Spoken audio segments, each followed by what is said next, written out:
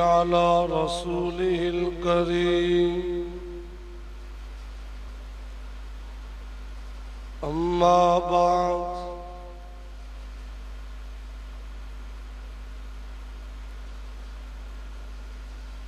عن سلمان بن عامر قال حضرت سلمان ابن عامر رضی اللہ تعالی عنہ سے روایت ہے، وہ فرماتے ہیں قال رسول اللہ صلی اللہ علیہ وسلم، رسول اللہ صلی اللہ علیہ وسلم نے فرمایا اذا كان احدكم صائما، جب تم میں سے کسی کا روزہ ہو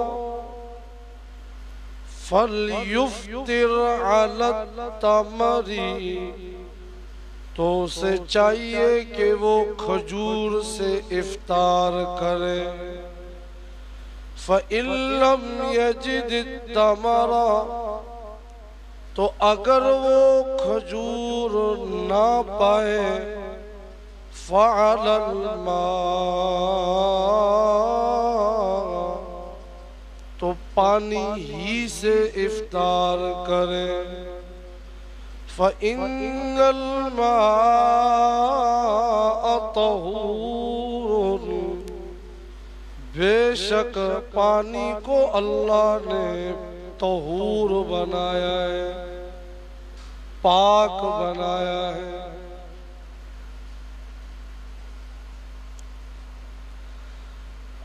عن معاذ بن زہرہ،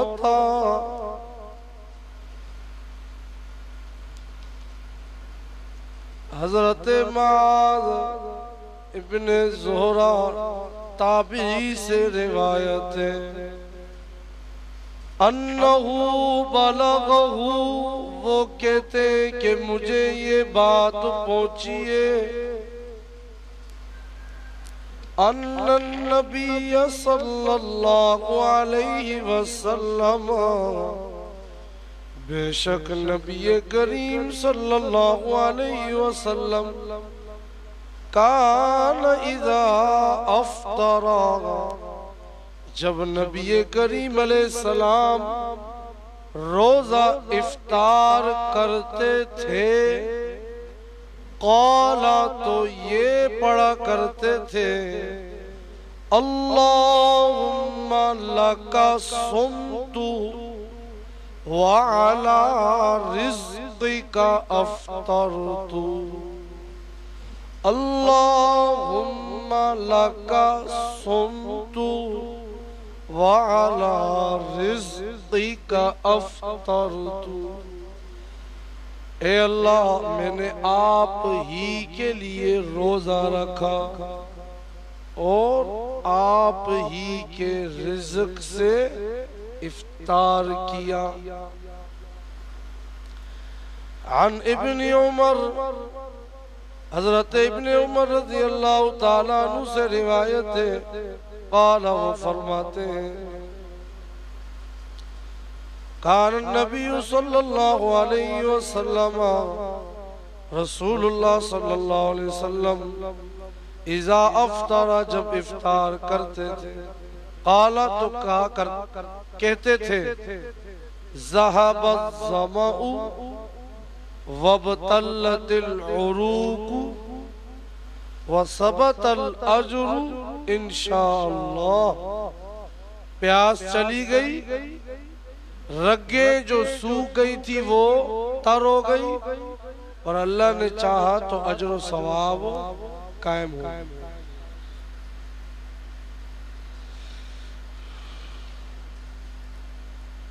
او کما قال علیہ الصلاة والسلام۔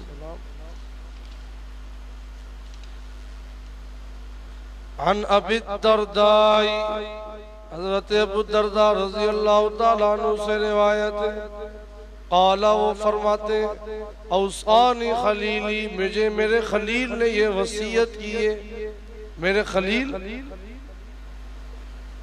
جناب نبی کریم علیہ السلام نے مجھے یہ وصیت کی ہے، اللہ تشرک باللہ شیئا، کہ تم اللہ کے ساتھ کسی چیز کو بھی شریک نہ کرنا، نہ نبی کو، نہ صحابی، نہ ولی، نہ پیر۔ وَإِن قُطِّعْتَ وَحُرِّقْتَ، اگرچہ تمہارے ٹکڑے ٹکڑے کر دیے جائیں اور تمہیں آگ میں بھون دیا جائے۔ وَلَا تَتْرُكْ صَلَاةً مَكْتُوبَةً مُتَعَمِّدًا، اور یاد رکھنا کبھی بھی بالارادہ نماز نہ چھوڑنا۔ فَمَن تَرَكَ، جس نے نماز دیدہ دانستہ عمدن نماز چھوڑ دی، فرمایا فقط بریت منہ الذمہ، تو اللہ فرماتے ہیں اس کے بارے میں وہ ذمہ داری میری ختم ہو گئی جو اللہ تعالیٰ نے اس ایمان والے بندے کے لیے اٹھائی ہوئی۔ اللہ کی طرف سے جو ذمہ داری ہر مومن کے لیے نماز چھوڑ دی، وہ ذمہ داری ختم۔ آگے فرمایا وَلَا تَشْرَبِ الْخَمْرَ، اور یاد رکھنا خبردار شراب کبھی نہیں پینا، فَإِنَّهَا مِفْتَاحُ كُلِّ شَرٍ، بے شک وہ شراب ہر برائی کی چابی ہے، ہر برائی کی چابی ہے۔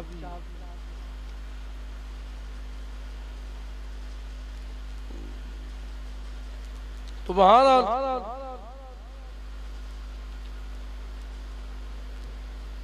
ایک دو حدیث روزہ کے بارے میں اور ایک حدیث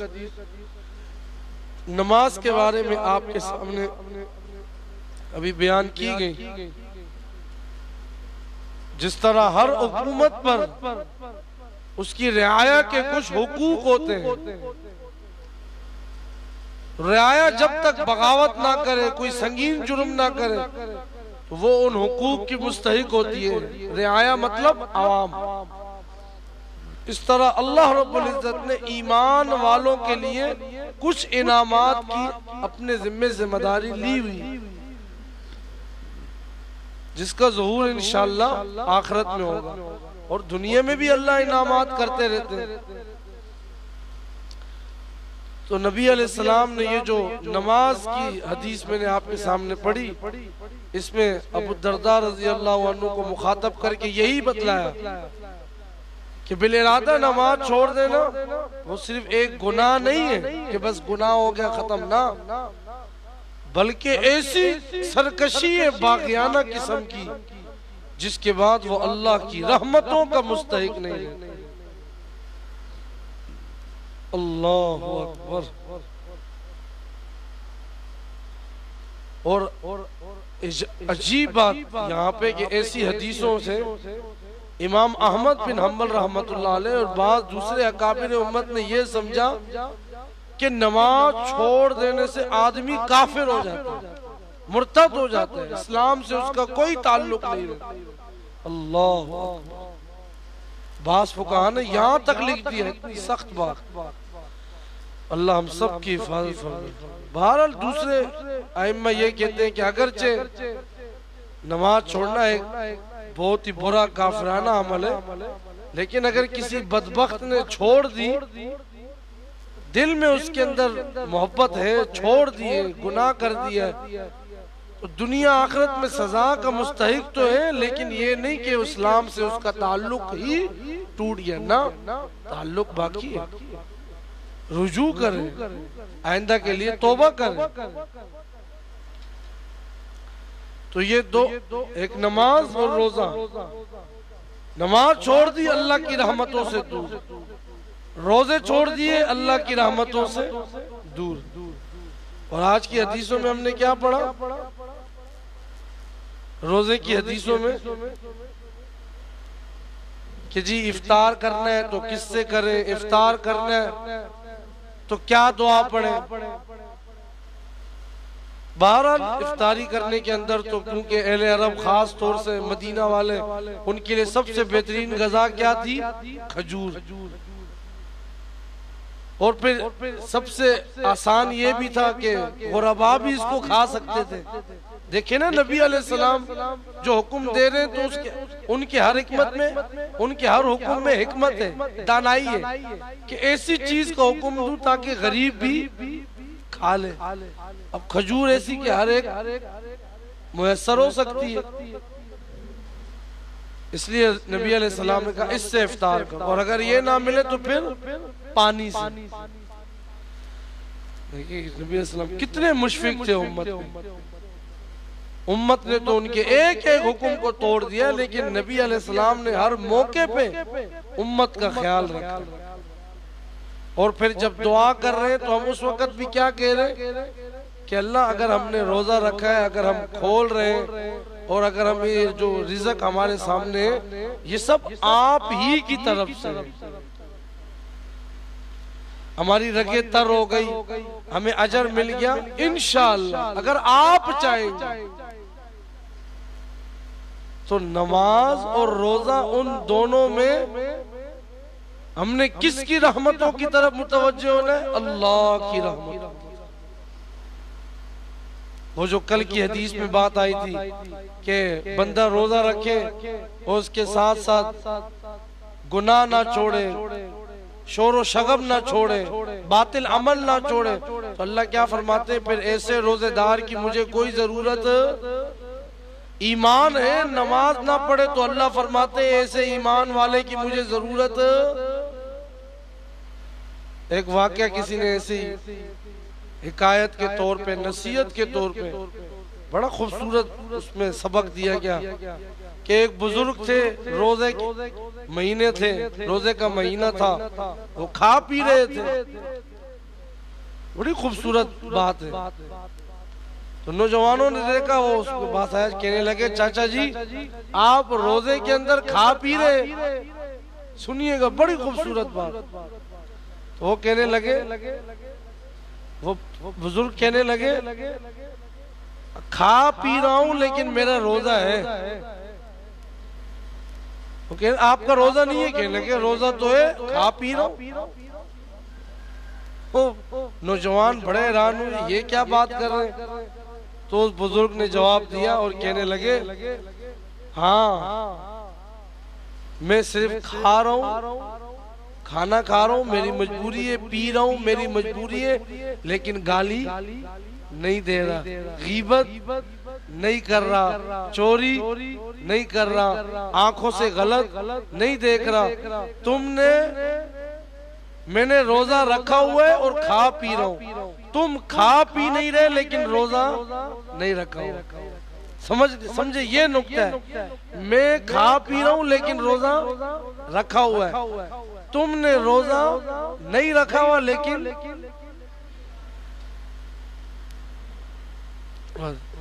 میں کھا پی رہا ہوں لیکن روزہ میرا ہے، تمہارا روزہ نہیں ہے لیکن تم کھا پی نہیں رہے ہو۔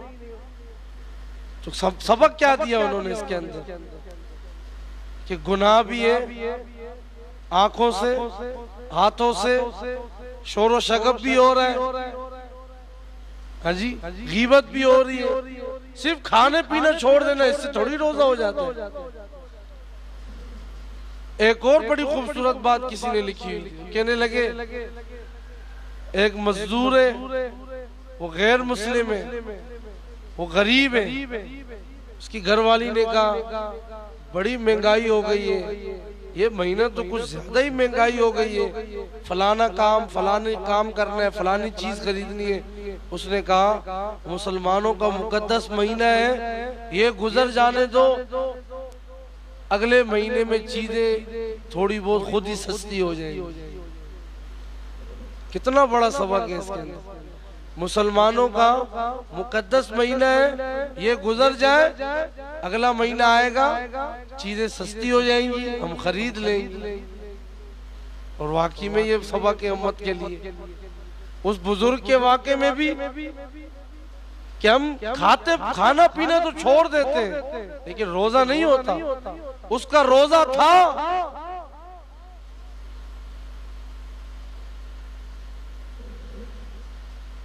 ہم کھانا پینا تو چھوڑ دیتے ہیں لیکن روزہ نہیں ہوتا ہے. اس کا روزہ بھی تھا اور کھا پی بھی رہا تھا. اس نے بڑا سبق دیا امت کو.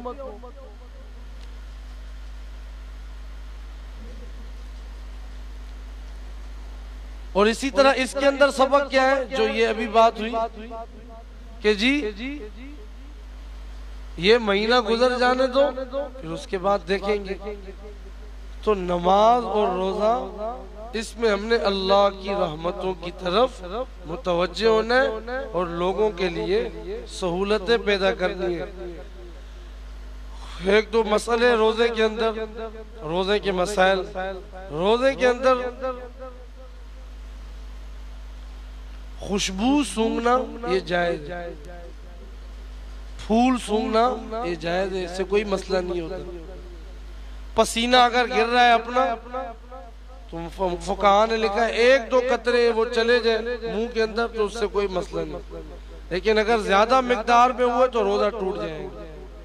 زیادہ مقدار میں ہوئے تو روزہ ٹوٹ جائے گا. اللہ کریم ہمیں ان تمام چیزوں کا اہتمام کرنے کی توفیق عطا فرمائے. اور اس کے ساتھ ساتھ آج جمعے کا دن ہے اور زیادہ فضیلتیں, روزہ پھر جمعہ پھر دوسرا عشرہ بھی اس کی آمد ہے. تو یہ تمام کی تمام مبارک چیزیں جمع ہوتی جا رہی ہیں. تو ہمیں خوب جو ہے وہ درود شریف کا, تلاوت کا, ذکر و اذکار کا اہتمام کرنا چاہیے, دعاؤں کا اہتمام کرنا چاہیے. اللہ کریم ہمیں عمل کرنے کی توفیق عطا فرمائے.